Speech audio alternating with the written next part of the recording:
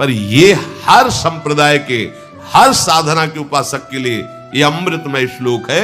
भगवान इस श्लोक में बोले हैं सुलभा, मैं बहुत सुलभता से उसको प्राप्त हो जाता हूं। जैसे महाप्रभु बोले क्यों न बिन कष्ट रस सिंधु को पीजिए, तो कह रहे तस्याहम सुलभा, मैं उसके लिए सुलभ हूं। सुलभ माने बिल्कुल सहजता से प्राप्त हो जाता हूं।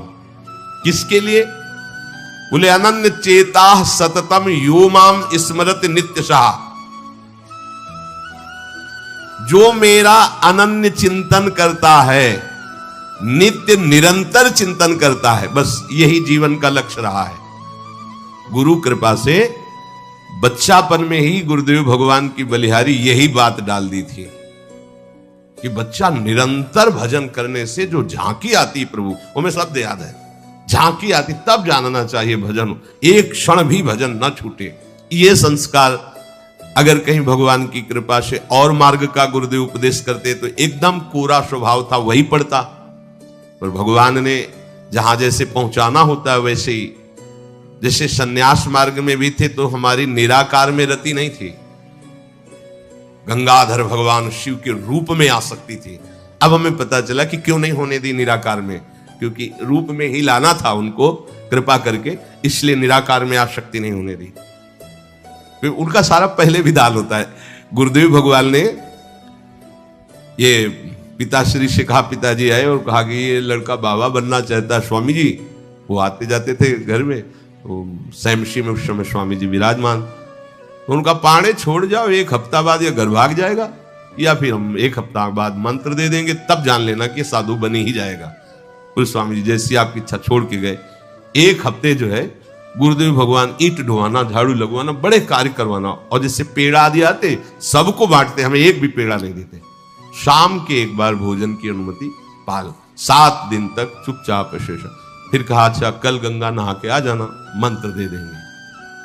ठीक है, सुबह गए स्नान करके तो पंचाक्षरी मंत्र दिया, मंत्र दे के कुटिया में गए, फिर उठ के आए, बोले सुनो आओ एक बात कहनी। बैठे, बोले 12 अक्षर मंत्र भी ले लो।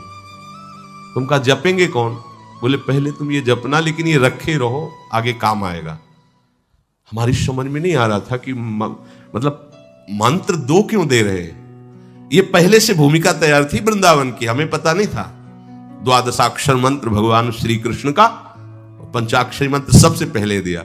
बाद में पता चला कि ये बीज तो गुरुदेव ने ही पहले बो दिया था कि जिस मार्ग से घूम के जाना है। वो कह रहे थे कि बाद में तुम्हें पता चलेगा, वो बाल्यावस्था थी, मेरी मति गति वहां तक पहुंच नहीं रही थी। और जपे हम पहला ही, जपे पहला ही, बाद में जब भगवान शंकर ने इधर, तब मुझे समझ में आया कि बीज तो गुरुदेव भगवान ही अंदर से बो दिए थे पहले ही। ये कृपा गुरुदेव भगवान की हुई कि चित्त में बैठाल दिया कि निरंतर चिंतन करना यही संन्यास है, यही साधना है, यही भगवत प्राप्ति का स्वरूप है। गुरु कृपा से पूरे जीवन भर एक बात रहे कि हम कभी 1 सेकंड के लिए अपने आराध्य देव को ना भूले। पूरे जीवन भर इसकी चेष्टा गुरु कृपा से करते। अन्य सब बात थी साधन की, पर बात उसमें प्रधान ये थी कि भूले ना। जैसे हम गायत्री मंत्र भी जप रहे हैं नैष्ठिक ब्रह्मचर्य में, तो गुरु के द्वारा दिया हुआ पंचाक्षर मंत्र लिखा हुआ है, बार बार उसे देख रहे हैं, अंदर से देख रहे हैं, गायत्री मंत्र चल रहा है। बड़ी कृपा रही है, मन को भागने के अवसर नहीं मिले। अनन्य चेता सततम, इसलिए हम आपको फिर कह रहे हैं, बहुत जल्दी लाभ लेना है तो इसको डबल पटरी में फंसाओ। यह जो एक मन बहुत ठोर कर कहकर उसने सच पायो, बहुत जगह नहीं लगता है कि एक प्रभु में लगाओ फिर संसार में, प्रभु में ही 2 जगह लगा दो। बड़ी चतुराई से फांसा जाता है। यदि मंत्र से भाग रहा हो और तुम्हें कहीं रूप का अभ्यास हो, भगवत कृपा से रूप में फंसाओ, चरणों से लेकर के मुकुट तक, मुकुट से लेकर चरणों तक इसको फंसाओ। पर यह कठिन बात है, रूप आना कोई साधारण बात थोड़ी। तो डबल नाम में फंसाओ, जैसे कल कहा था कि शरणागत मंत्र चल रहा, राधा लिखे है, राधा बार बार, और शरणागत मंत्र जा कहा जाएगा। जब गायत्री जी जब करते थे अनुष्ठान पुरस्चरण का, तो सामने पंचाक्षरी मंत्र लिखा हुआ है और गायत्री मंत्र चल रहा है। अगर हम जरा सा भी चूकेंगे तो या तो मंत्र छूटेगा और या तो वो दृश्य छूटेगा। बिल्कुल मन को कोई जगह नहीं रखते थे, कोई जगह नहीं रखते। अनन्य चेता, ये बहुत बड़ी सिद्धि, बहुत बड़ा लाभ है कि अन्य कुछ स्मरण ना आवे। इसका अभ्यास आप कर लीजिए, फिर नशा तो ये चढ़ा देगा। ऐसा नशा चढ़ता है, ऐसा लगता है जैसे खोपड़ी घूम रही हो और उसके साथ मंत्र घूम रहा हो। ये ऐसे करो तो पका जैसा दर्द होने, एक एक नस नाड़ी मंत्राकार। न भोजन की इच्छा है, न किसी के देखने की इच्छा है, इच्छा रहित केवल मंत्र चल रहा है। तदाकार वृत्ति, मंत्राकार वृत्ति। अब इतनी प्रपंच की वृत्तियां फैलाए हो, इतना बहिर्मुख हो, कैसे बात समझोगे अंतर की? अनन्य चेत, भगवान कह रहे मैं सुलभ हूं, सुलभ हूं। काशी में प्रतिदिन ये होता, आज महादेव जी साक्षात आएंगे, सुबह से तैयारी हो जाती थी, आज महादेव जी आए। घाट में ही रहते थे, पंडों की छतरी के नीचे तपती हुई धूप, तो घाट में धूप ऐसे ज्वाला सी लगती थी, और छोटी सी छतरी, उसी के नीचे दोपहर रात्रि वहीं 2 बजे तक तो तपती थी फर्श, और 2 बजे के बाद स्नान करके महादेव जी विश्वनाथ जी पहुंच गए। बस रोज आज नहीं, आज तो निश्चित। एक दिन इतना आनंद था कि आज तो बस आ ही रहे हैं, ऐसा आ ही रहे हैं। जैसी भावना करोगे, जा पर जाकर सत्य सने हो, सो तो ही मिले न कुछ संदेह हो। भयंकर जटाओं का बोझा ऐसे, इतना बड़ा हाथ में त्रिशूल लिए, देखा दोपहर में नग्न पैर से आ गए। एक दिन भाई जी के प्रति बहुत आकर्षण जब था, तो एक स्वप्न देखा कि स्वप्न में हम भाई जी से पूछ रहे कि मुझे श्री कृष्ण की प्राप्ति कब होगी।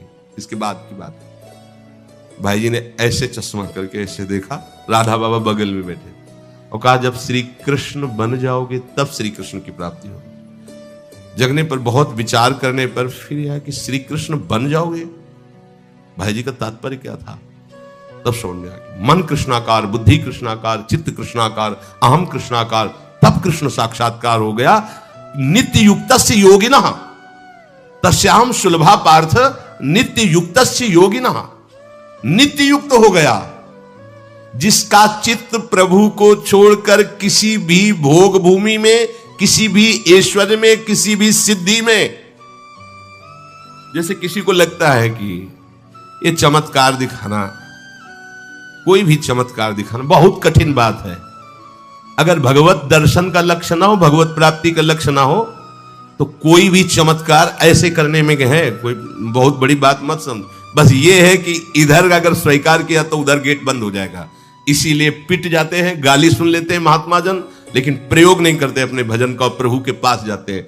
ऐसा ना समझे ना कि वो चमत्कार पीछे घूमते हैं। केवल बस एक बात है कि अगर इधर लगे तो उधर का गेट बंद हो जाएगा। तो इतनी दुर्लभ बात बनने जा रही है, किसी को प्रमाणित करने के लिए कि हम महात्मा, हम भजनानंदी, हम चमत्कारी हैं, अपना गेट बंद करवा ले तो मूर्खता ही होगी ना। यहां क्या होगा? वाह वाह हो जाएगा, बस उसके आगे क्या होगा? फिर वही प्रपंच। तो ये जो ब्रज के महात्मा है, जो भगवत प्रेमी महात्मा है, जो भगवत प्राप्त करने वाले हैं, इनके अंदर चमत्कार के बाप की सृष्टि होती है। ये चमत्कार बहुत ऊपर होते हैं। ये नहीं सोचना चाहिए कि इनमें भजन होता तो उसने 2 थप्पड़ मारे भस्म कर देते। भजन का जानते हो, भजनानंदी का 2 थप्पड़ मारा है, तुम्हें निश्चित भगवान की प्राप्ति हो, तुम्हारा कभी अमंगल न हो, भगवान तुम्हारे परिवार को भी सुखी रहे और तुम आजीवन स्वस्थ रहकर पवित्र बुद्धि के द्वारा भगवान को प्राप्त। ये महात्माओं का बल होता है। महात्माओं के बल थोड़ी होता है किसी ने गाली दिया, मार दिया, जा भस्म हो जा। ये भस्मासुर थोड़ी होते महात्मा है भाई, भस्म कर दिया, नष्ट नहीं। साधुते हो न कारज, तब भगवान उनके अधीन होते हैं। ये चमत्कार, ये ना सोचो कि भजन करते होते तो फिर चमत्कार, या ये गाड़ी घोड़ा रुपया पैसा चमत्कार, ये पापियों के पास भी है। ये तो प्रारब्ध का खेल है, प्रारब्ध बदला, ऐसे से ऐसे हो गया, इनका कोई महत्व नहीं है। महत्व है नित्य युक्तस्य योगिनः, तुम्हारा चित्त निरंतर आराध्य देव में युक्त है कि नहीं। किसी भी ऐश्वर्य, किसी भी भूमि, किसी भी पद का कोई भी संबंध, आश्रय, चिंतन नहीं। ये हुआ अनन्य चेता। जैसे पतिव्रता स्त्री का मन केवल पति के ही सुख में निमग्न रहता है, पति का चिंतन, पति की बातें, पति वो उसी में मगन रहती है। पति के सिवाय उसके मन में अन्य किसी पुरुष का राग पूर्वक चिंतन कभी होता ही नहीं। जैसे शिष्य का गुरु के सिवाय कहीं चिंतन नहीं होता। पतिव्रता पत्नी का मन प्राण तन सब पति के ही सेवा में, चिंतन में, मनन में। जैसे शिष्य का गुरु के ही तन, उनकी सेवा में मन, उनके आज्ञा के पालन करने में, एक एक चेष्टा गुरु की प्रसन्नता के लिए। कोई दूसरा इष्ट शिष्य का होता ही नहीं है। शिष्य का कोई दूसरा इष्ट नहीं होता। ऐसे शिष्य को अपने गुरुदेव में ही भगवान का साक्षात्कार हो जाता है। क्योंकि पर्दा हटा तो देख लिया कि प्रिया प्रीतम मुस्कुराते हुए बैठे। श्री भट्ट देवाचार्य जी के पास जब हरिव्यास देवाचार्य जी आए तो कहा, भगवान हम शिष्य बनना चाहते हैं। तो उनका तुम्हें हमारी गोद में कुछ दिखाई दे रहा है? तो कहा ऐसा में कुछ तो नहीं दिखाई दे रहा है। तो उनका फिर अभी तुम जाओ गिरिराज जी की 12 वर्ष परिक्रमा करो, राधे राधे बोलो 12 वर्ष। ऐसा ही किया। 12 वर्ष बाद फिर आए, अब कुछ दिखाई दे रहा है? बोले भगवान कुछ नहीं दिखाई दे रहा। बोले जाओ फिर 12 वर्ष करो। कह रहे कि जो शिष्य है गुरु के सिवा और कोई इष्ट रहे हैं, उन्हीं का चिंतन, उन्हीं की आज्ञा, तो वही उसको साक्षात्कार हो जाता है। जब 24 वर्ष बाद आज्ञा पालन करके आए तो देखा प्रियालाल गोद में। बोले अब कुछ दिखा है? हाँ। बोले प्रियालाल महाराज जी विराजमान है। आओ। वही महावाणी के रचयिता श्री हरिव्यास देवाचार्य जी गुरु आज्ञा में एक कदम पीछे ने 24 वर्ष गिरिराज जी की परिक्रमा राधे राधे आए नहीं, जब तक आज्ञा पालन नहीं हुई। आज्ञा पालन साक्षात्कार करने के बाद मंत्र दीक्षा दी। आज्ञा पालन का फल भगवत साक्षात्कार। जो अन्य तरफ मन ले जाता है, अन्य तरफ अपना भाव ले जाता है, वो अनन्य चेता नहीं कहलाता है। अनन्य चेता को भगवान सुलभ हो जाते हैं। सततम यो माम स्मरति नित्यशः। सततम का अर्थ होता है जब आप होश में हैं तो आपका मंत्र या नाम चल रहा हो। नींद खुली, आप जप नहीं रहे, आपको ऐसा कि मंत्र जपना, ऐसा नहीं, चल रहा है। तो सोते में भी चल रहा है। जब आप नींद में गए तो आपका मंत्र चल रहा था। आप सुषुप्ति में हो गए पर आपको पता नहीं। जब जगो तो आप देखो चल रहा है कि नहीं चल रहा है। अगर चल रहा है तो चल रहा था, नहीं चल रहा तो फिर सतत नहीं था। उसका कारण आपने सोते समय भजन नहीं किया। यह भी गुरु कृपा से पहले ही सिखा दिया गया था कि जब तक गाढ़ नींद ना आवे तब तक आसन में बैठ के मंत्र जप करो, जब आ जाए तो लेट जाओ। मंत्र का ही चिंतन करते हुए छोटो। उसी प्राय उपासक जो भजन करते हो अनुभव करते होंगे, जगते ही मंत्र चल रहा है। सैकड़ों बार तो ऐसा अनुभव हुआ कि हम सो ही रहे हैं पर आसन में बैठ गए। जब चेतना आई तो देखा है कि मंत्र चल रहा है, आसन में बैठे। अभ्यास बहुत बड़ा बल होता। सोते मतलब अभी नींद खुली नहीं, आसन में बैठ गए। बिल्कुल कभी भी जीवन में मतलब 10-5 मिनट का अंतर तो कह सकते हैं, लेकिन ऐसा नहीं कि आधा घंटा 1 घंटा का अंतर कभी जीवन में पड़ा हो। और वो अलार्म कभी जीवन में लगाया नहीं। गंगा किनारे कहां अलार्म। अभ्यास बहुत बड़ी ताकत होती, बहुत। आप सोचो अभ्यास नहीं तो नेत्र खोल के भी निशाना नहीं लगा सकते। अभ्यास है तो शब्द पे गोली मार देगा, आवाज हुई ठीक वही गोली लगेगी। अभ्यास बहुत बड़ी ताकत होती है। अभ्यास इतना भजन का सततम योमाम स्मृति नित्यशः बहुत कठिन लग रहा है ये, पर एक बार मन पकड़ लेगा तो बहुत आनंद आएगा। कैसी कैसी आनंद वृत्तियां होती हैं निरंतर भजन करने वालों की। दूसरे की जरूरत नहीं, अपने आप में नाचता है, अपने आप में बातें करता है, अपने आप में हंसता है, अपने आप में खेलता है। उसे किसी और की जरूरत नहीं होती। वो अपने आप, जो आप है ना, वो अपने आप से खेलता है, अपने आप में हंसता है, अपने आप से बातें करता है। जो भगवत प्राप्ति करना चाहता है, जो अध्यात्म की ऐसी ऊंचाई पर पहुंचना चाहता है जहां काम क्रोध लोभ मोह मद मत्सर ईर्ष्या द्वेष इनका प्रवेश ही नहीं, इनकी पहुंच ही नहीं है, कितना उस हृदय में आनंद होगा जिसमें कोई कामना नहीं, कोई द्वंद्व प्रभावित नहीं कर पा रहा। और यही तो प्राप्त करने के लिए हमें मानव देह मिला है। पीछे के पद में भगवान ने भक्त्या युक्त शब्द का प्रयोग किया था। भक्ति युक्त, भक्ति प्रभु के सिवा अन्य कोई हमारा प्रिय ना रह जाए, यह है भक्ति की कसौटी। ज्ञान की कसौटी, आत्मरति के सिवा और कहीं रति न रह जाए। आत्मावान आत्मरति, आत्म क्रीड़ावान। बात एक ही है, हम श्री कृष्ण बोले, ज्ञानी आत्मा बोले, योगी परमात्मा बोले, भक्त भगवान बोले, वो एक ही बात है। पर अन्य कुछ रह जाना, ना वो ज्ञानी है, ना वो योगी है, और ना वो भक्त है। भक्त्या युक्ता, प्रभु के सिवा अन्य कोई सत्ता नहीं, अन्य कहीं महत्ता नहीं, अन्य कहीं अपनापन नहीं। चाहे वो वस्तु हो या व्यक्ति हो या स्थान हो, चराचर जगत में कहीं भी अपनी प्रियता न रह जाए, इसी का नाम भक्ति है।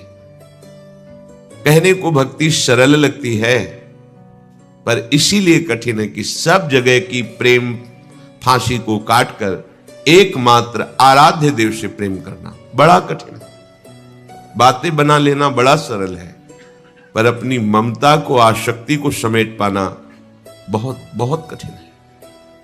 कोई बिरला साधक ऐसा होता है जो अपने लक्ष्य की तरफ रखता है, भगवान सामने, सदगुरुदेव सामने, पर ये दुष्ट इंद्रियां और मन जगत को ही पाना चाहते हैं, जगत को ही भोगना चाहते हैं, जगत को ही देखना चाहते हैं। कैसी मलिनता! इसलिए भक्त्या युक्ता। बातें केवल कर लेना थोड़ी होता कि हमें भगवत प्राप्ति करनी है। भगवत प्राप्ति करनी है तो इसके मूल में सारी बात आ गई कि अब मुझे और कुछ चाह नहीं रखनी, और कोई कामना की पूर्ति नहीं करनी, और किसी से अपनापन नहीं रखना, मुझे प्रभु चाहिए। ये सावधान हो जाइए, आप एकांत में भी भगवान के सामने हैं, आपको हमारे श्यामा श्याम देख रहे हैं। ऐसी भावना से हर समय सजग रहोगे तो पापाचरण बंद हो जाएंगे। पापाचरण बंद होते ही हृदय प्रभु की तरफ भाग पड़ेगा। प्रभु की तरफ भागना क्या है? प्रतिक्षण उनका गाढ़ चिंतन। फिर किसी सुख की तुम्हें आकांक्षा नहीं करनी पड़ेगी।